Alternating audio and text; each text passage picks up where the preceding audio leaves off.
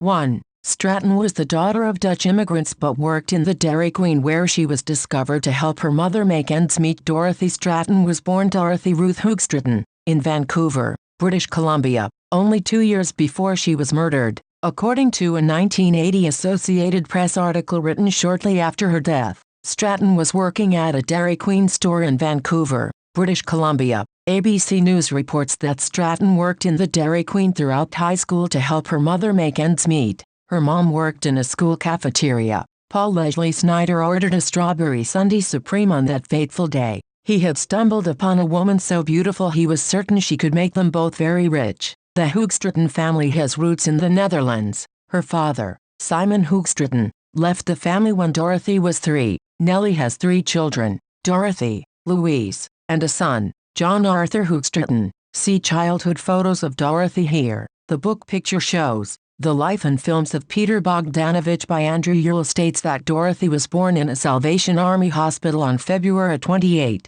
1960. Her parents' full names were Petronella, Nellie, Schaap Fuchs and Simon Hoogstraten. Nellie had grown up in an orphanage in Holland and also worked as a housekeeper, becoming pregnant by an employer when Dorothy was still a child. That child was Louise, Dorothy's half-sister. They were on social assistance while Nellie trained to become a nurse. Snyder, who was also from Vancouver, quit school in the 7th grade after his parents split up and worked as a leather cutter in his dad's sweatshop. The book says, he moved on to promote whatever he could find to promise from go-go dancers to automobiles. He was also a pimp. Her IMDb profile says that Stratten grew up in a rough neighborhood but stayed out of trouble. Her life trajectory was changed forever when she started dating Snyder, described by IMDb as a promoter and wannabe star. According to the Village Voice, Snyder was a small-time hustler who was Dorothy's second boyfriend. She thought she'd become a secretary but he had other ideas, coaxing her to submit nude photos to Playboy, which soon ran them in the magazine too. Stratten was having an affair with the director Peter Bogdanovich at the time of her death. Peter Bogdanovich was directing Stratten in a movie at the time of her death. He was also her lover. His comments about her at the time border on adulation. A People magazine article from 1989 described how Bogdanovich cast Stratten in a movie. She was only 19 and he quickly became obsessed with her, telling people, "I could hardly believe that she really existed, that she wasn't a dream. There was something miraculous about Dorothy Stratten." He added, "I don't know if I can ever love as totally and completely as I loved Dorothy," People magazine reported, adding that, after the murder, Bogdanovich gave up making movies for a time and devoted himself to Dorothy's mother, Nellie, and her kid sister, Louise, then 12. In a statement released after her death, Bogdanovich said, "Dorothy Stratten was as gifted and intelligent an actress as she was beautiful,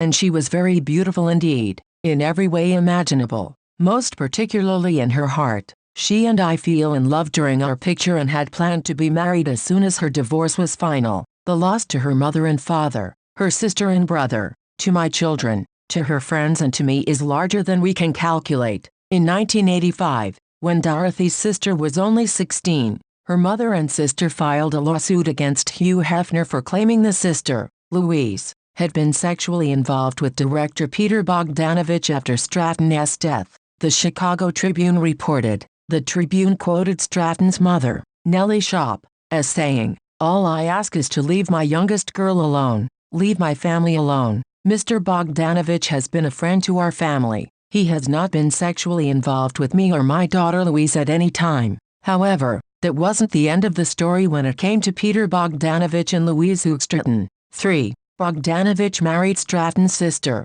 Louise. After her death, the traumatized Peter Bogdanovich rebounded romantically after Dorothy's horrific death by marrying Dorothy's younger sister, Louise. A 1989 Associated Press article reported that Bogdanovich had married Dorothy's younger sister, Louise Hoogstraten, 20. At the time, Bogdanovich was 49 years old. She also went by the name L.B. Hoogstraten. That surname was Dorothy's real last name. They were married in Canada. The AP article reported that Louise had filed a slander suit against Hugh Hefner and her former stepfather, alleging they falsely told reporters that Bogdanovich had seduced Louise Stratten when she was 13 and had sex with her mother after Dorothy Stratten was killed. and that Bogdanovich had paid for Louise to have plastic surgery to make her look more like her late sister, but the lawsuit was later dropped. In 1984, Bogdanovich wrote a book called The Killing of the Unicorn, Dorothy Stratten, 1960 to 1980.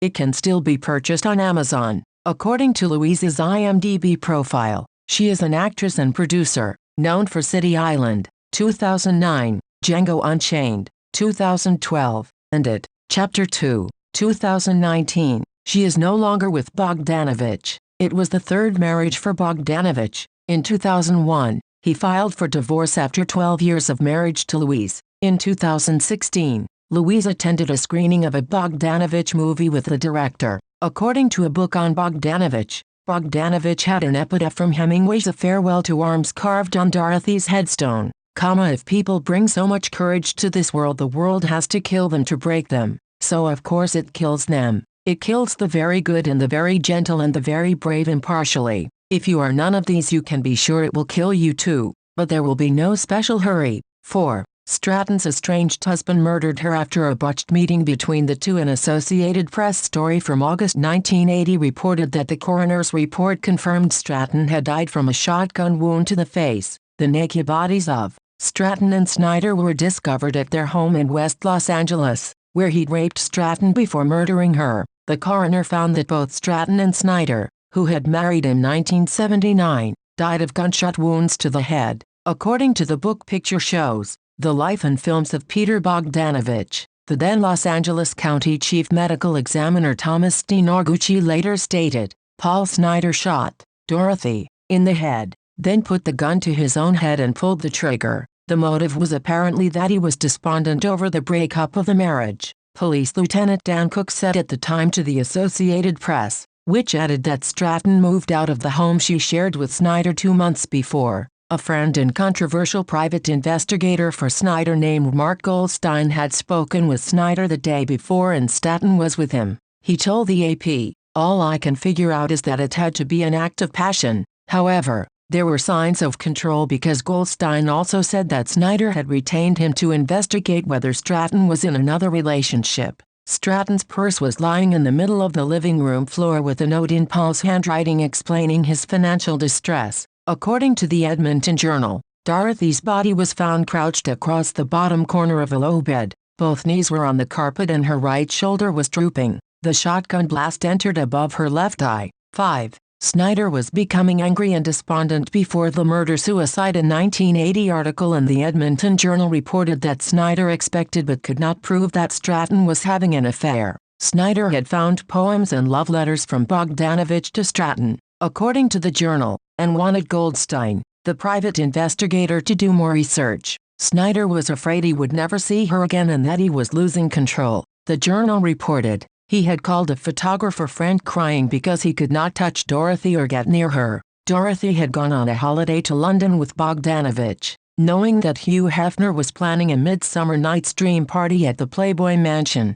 Snyder tried to finagle an invite but was told he could only come if he was with Dorothy. Dorothy didn't go to the apartment. She had moved into a Beverly Hills apartment on paper, but the person who really lived in it was Bogdanovich's personal assistant. According to Edmonton Journal, she was really living with Peter Bogdanovich in Bel Air. Stratten went to a Playmate event out of state and then agreed to meet Snyder on August 8, 1980 for lunch. That was a fatal decision. He told friends, "The Queen is coming back," but the lunch unraveled, with Dorothy confessing that she was in love with Bogdanovich and wanted out of the relationship. Snyder then set the murder plot in motion. The Journal reported, buying a 12-gauge Mossberg pump shotgun through an ad, learning how to load and fire it. Court records in a 1985 suit that Goldstein filed against Peter Bogdanovich and Stratten's estate provide more details. The court records contain responses that Bogdanovich gave to interrogatories in the court case. Bogdanovich states in the court records that Snyder had purchased a gun and had earlier borrowed a handgun from an individual named Chip that he returned to that man. He also tried to purchase an automatic weapon. Snyder was upset and despondent because of, among other things, the marital problems Snyder was experiencing with Stratten and that Stratten was romantically involved with Bogdanovich. The records say, the breakup of Snyder's marriage to Stratten was imminent. Bogdanovich believed Snyder had been barred from the Playboy mansion unless he was accompanied by Stratten Ann. This infuriated Snyder. Furthermore, Bogdanovich claimed that Snyder was involved with drugs and perverse sex at the time he was upset concerning the breakup of his marriage and looking to purchase a gun. Bogdanovich said that Snyder had arranged for a meeting with Stratten after he was aware that she desired to terminate the marriage and after Snyder had purchased a gun. Dorothy Stratten kept the meeting with Snyder as arranged on August 14, 1980. Snyder was moody, upset and or despondent in the days before the death, the court records saw.